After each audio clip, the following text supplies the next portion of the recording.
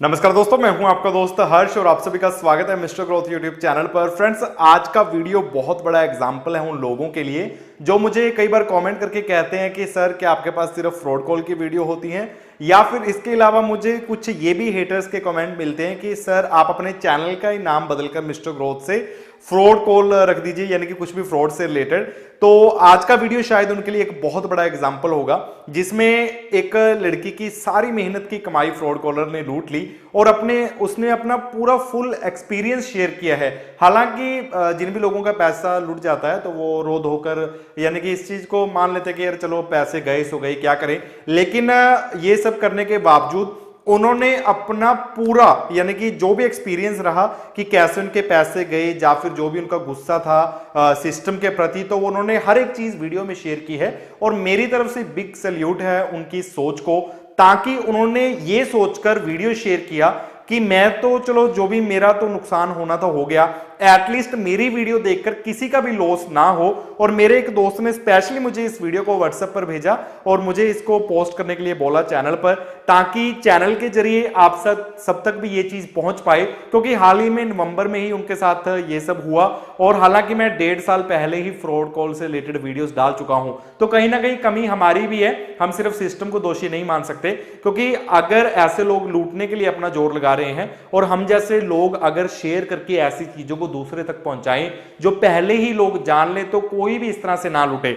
आप YouTube में जाइए, fraud call mister growth type करके सर्च कर लीजिए, आपको कम से कम 20-25 तरह के अलग अलग फ्रॉड्स की मैं जो जानकारी है वो दे चुका हूं। और इतनी गारंटी है मेरी कि अगर कोई इन वीडियोस को देख लेगा तो सवाल ही नहीं पैदा होता कि कोई फ्रॉड कॉलर उनको लूट ले। अब आप इन लेडीज का पूरा एक्सपीरियंस सुन लीजिए और हो सके तो इसको जरूर शेयर कीजिएगा, ताकि हमारे सहयोग की वजह से यार एटलीस्ट कोई भी और पर्सन ना लूटे।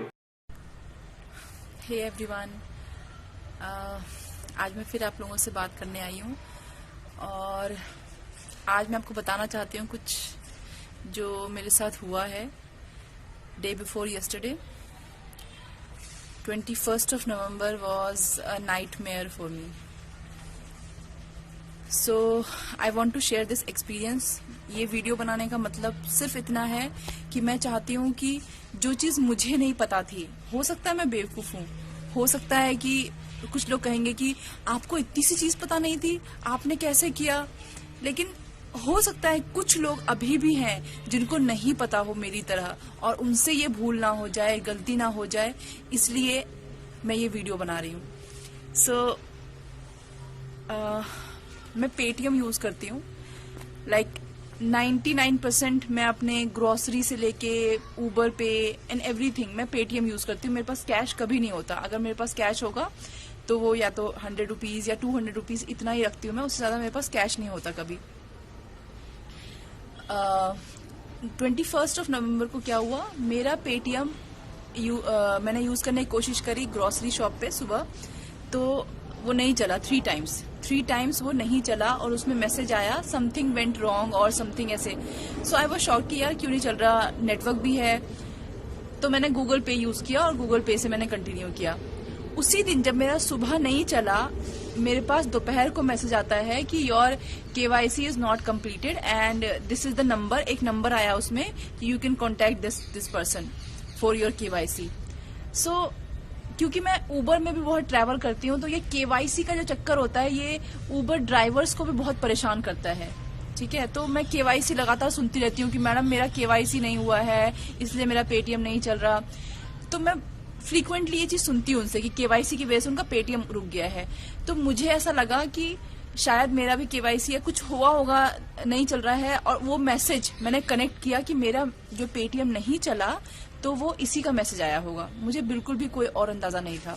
फिर भी मैंने उस पर कॉल नहीं किया उस नंबर पे और मैं अपना नॉर्मल डे कर रही थी।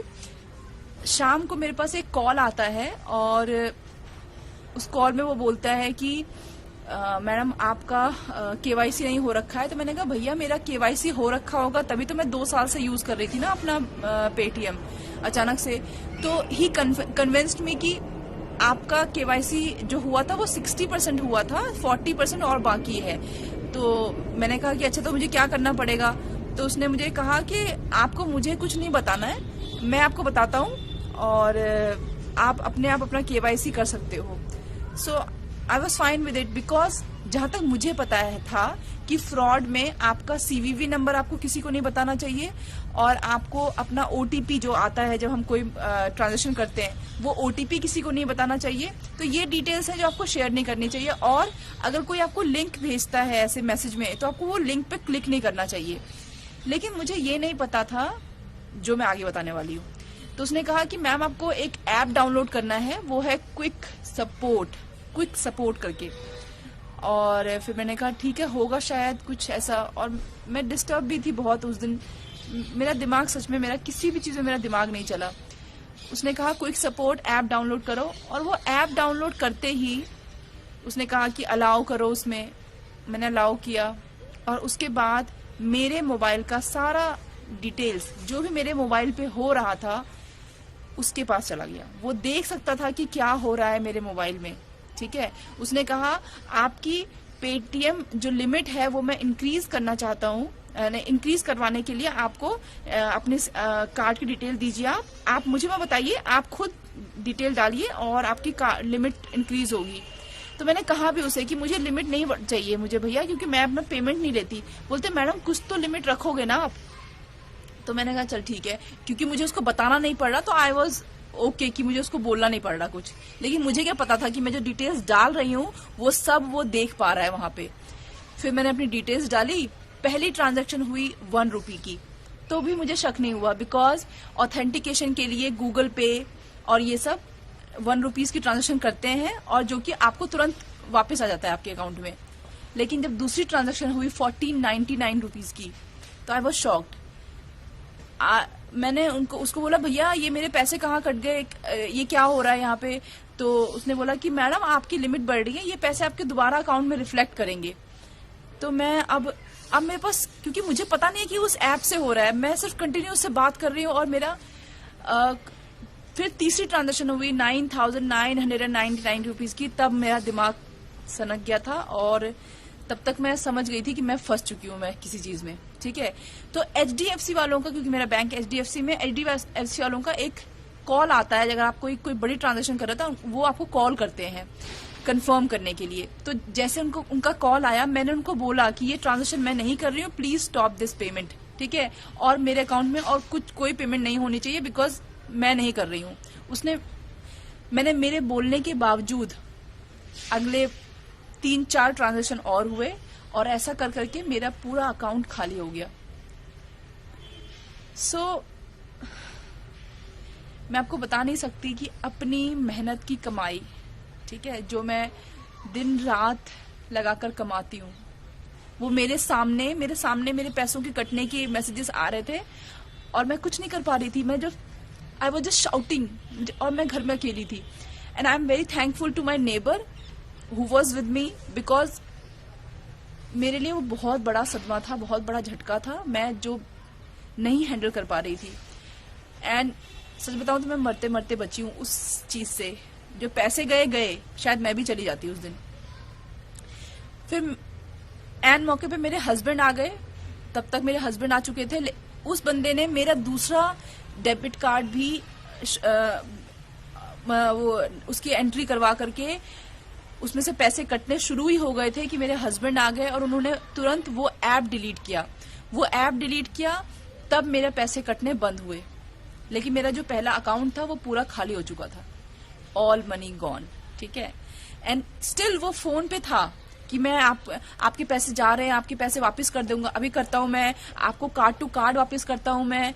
एंड मुझे ये उम्मीद थी कि हाँ शायद वापस कर देगा, शायद मैं ज्यादा सोच रही हूँ, शायद। और तब तक मैं अपने सेंसेस में भी नहीं थी उसके बाद तो, कि क्या हुआ क्या नहीं हुआ। फिर साइबर पुलिस के पास गए हमने रिपोर्ट लिखवाई, हमने पेटीएम में कंप्लेन करी, सब किया मैंने। साइबर पुलिस वालों ने तो जो सुनाया मुझे सुनाया, ठीक है। कैन यू बिलीव कि मुझे अगले दिन उस बंदे का दोबारा फोन आता है, उस फ्रॉड का, ठीक है। मैंने वो फोन नहीं उठाया, that time I was in bank, ठीक है। I was doing all the formalities to freeze my account and everything. So मेरे हस्बैंड ने फोन उठाया वो, और ही वॉज कैजुअली टॉकिंग कि आपके पैसे ना आ जाएंगे आज शाम तक, आपकी वाइफ कैसी है, कल वो बहुत परेशान हो गई थी, ठीक है। या तो वो ये देख रहा था कि अगर मैं फोन उठा लेती तो वो कोशिश करता मेरे दूसरे अकाउंट से पैसे लेने की, या तो पता नहीं किस लिए उसने फोन किया। जब मैंने साइबर पुलिस को ये इन्फॉर्मेशन दी कि मेरे पास वो दोबारा फोन आ रहा है उस बंदे का, तो उन्होंने कहा कि ब्लॉक दैट नंबर। मुझे एक बात समझ में नहीं आई कि why to block, why can't we trace that number, it's a scam. ठीक है, मेरा 2 क्वेश्चन है कि पेटीएम की सिक्योरिटी कहाँ है। ठीक है, जब पेटीएम हम इतना उस पर डिपेंडेंट हो गए हैं, लेकिन पेटीएम की सिक्योरिटी कहाँ है। पहली बात, मेरा पेटीएम ना चलना ये इंडिकेट करता है कि इसका मतलब मेरा पेटीएम शायद पहले ही हैक हो चुका था, क्योंकि उसका ना चलना और फिर केवाईसी का मैसेज आना। अगर मेरा पेटीएम चल रहा होता और तब मुझे मैसेज आता तो शायद मेरे अंदर क्लिक करता कि मेरा पेटीएम तो चल रहा है, तो मैं उसको एंटरटेन ही नहीं करती। लेकिन मेरा पेटीएम ना चला और उसके बाद मैसेज आया, मैंने दोनों चीजों को कनेक्ट किया, इसका मतलब पहले से ही सब कुछ हो चुका था। दूसरा, जब मैंने एचडीएफसी वालों को बोला कि मैं ये पेमेंट नहीं कर रही हूँ, प्लीज स्टॉप कराएं इसको, तो भी वो रुका नहीं, तो भी होता गया। क्यों? क्या हमारे पास कोई टेक्नोलॉजी नहीं है कि हम, मतलब क्या है, कुछ तो लूप होल है ना। तीसरा ये, जब मैंने उस साइबर पुलिस को बोला कि मेरे पास वो फोन आ रहा है, तो उन्होंने कहा, मैंने कहा हम वो ट्रेस नहीं कर सकते sir, why should I block that number. तो उन्होंने बोला, मैडम आप ना क्राइम पेट्रोल बहुत देखते हो, आपको लगता है कि नंबर से ट्रेस किया जा सकता है क्या? आप मेरे पास आना, मैं आपकी आधे घंटे की क्लास लूंगा और आपको बताऊंगा। मेरा क्वेश्चन आप लोगों से है और सबसे है, मेरे साथ जो होना था हो गया। इस वीडियो का एक मतलब है कि आप सब अवेयर रहें ये जो हो रहा है। दूसरा, मेरा क्वेश्चन ये है गवर्नमेंट से कि हमने हर चीज को डिजिटल करने की कोशिश करी है कि आप इससे यूज करें, ये यूज करें, पर सिक्योरिटी कहाँ है? और जब किसी के साथ ऐसा होता है तो पुलिस कैसे, ये क्या आंसर था कि आप क्राइम पेट्रोल बहुत देखते हो? ये एक कॉमन नॉलेज है आई थिंक सबकी कि हाँ, मोबाइल नंबर से किसी को ट्रेस किया जा सकता है। जब मोबाइल से इतनी सारी चीजें हो रही हैं तो ट्रेस क्यों नहीं हो सकता? ये जवाब था उसका। बिकॉज शायद उसके लिए मेरे पैसे उतने मायने नहीं रखते, क्योंकि मैं शायद पॉलिटिशियन नहीं हूं, शायद मैं एक आम आदमी हूं। ठीक है। तीसरा, मुझे पता है एचडीएफसी भी कुछ नहीं करेगी, कोई कुछ नहीं करेगा। ठीक है।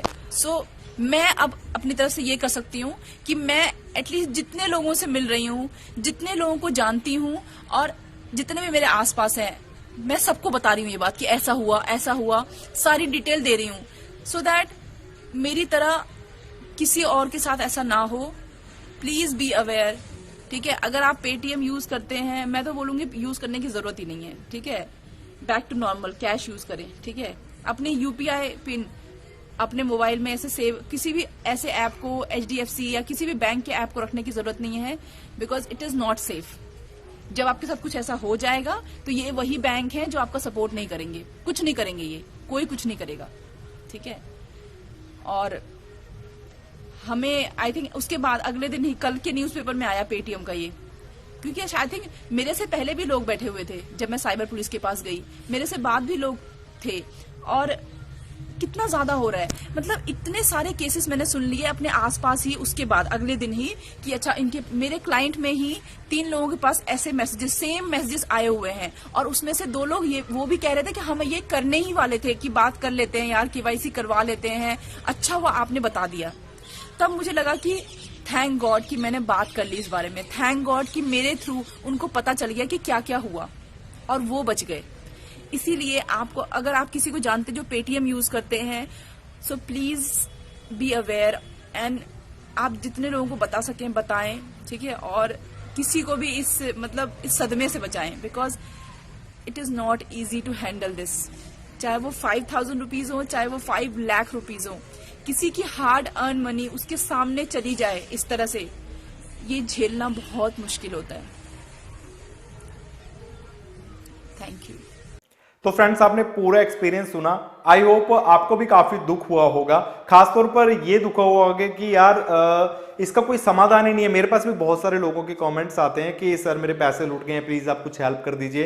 तो यार देखो, इसमें मैं क्या कर सकता हूँ? अगर इसमें हेल्प करना चाहें तो बैंक और सिस्टम ये दोनों मिलकर आपस में हेल्प कर सकते हैं। मेरे हिसाब से कोई बड़ी चीज नहीं है। खैर देखते हैं भाई कब तक ये सब चलता है और कब सिस्टम इसमें खुद आगे एक स्टेप लेता है, ताकि किसी के साथ भी ये ना हो। और हो सके तो यार इस वीडियो को हर एक भारतवासी तक पहुंचाइए, ताकि इसको सुनने के बाद एटलीस्ट वो अपने हर फैमिली मेंबर्स को ये चीज बता सकें, जो भी घर में महिलाएं हैं, ताकि उनके पास कोई ऐसा फ्रॉड कॉल आए तो अपनी कोई भी किसी भी तरह की डिटेल शेयर ना करें। और इस वीडियो को लाइक कीजिए ताकि YouTube ज्यादा से ज्यादा लोगों तक पहुंचाए। इसके अलावा आप YouTube में मिस्टर ग्रोथ के साथ फ्रॉड कॉल टाइप करके सर्च मिलेंगे तो आपको ढेरों तरह के अलग अलग फ्रॉड्स की जानकारी मिल जाएगी। और पहली बार अगर आप मिस्टर ग्रोथ चैनल की इस वीडियो को देख रहे हैं तो साथ में क्लिक करके आप चैनल को सब्सक्राइब कर सकते हैं, ताकि मैं जब भी कोई लेटेस्ट इंफॉर्मेशन की वीडियो बनाकर आप सबके साथ शेयर करूं वो आपकी मिस ना हो। और हम जल्द मिलते हैं किसी और नई वीडियो के साथ।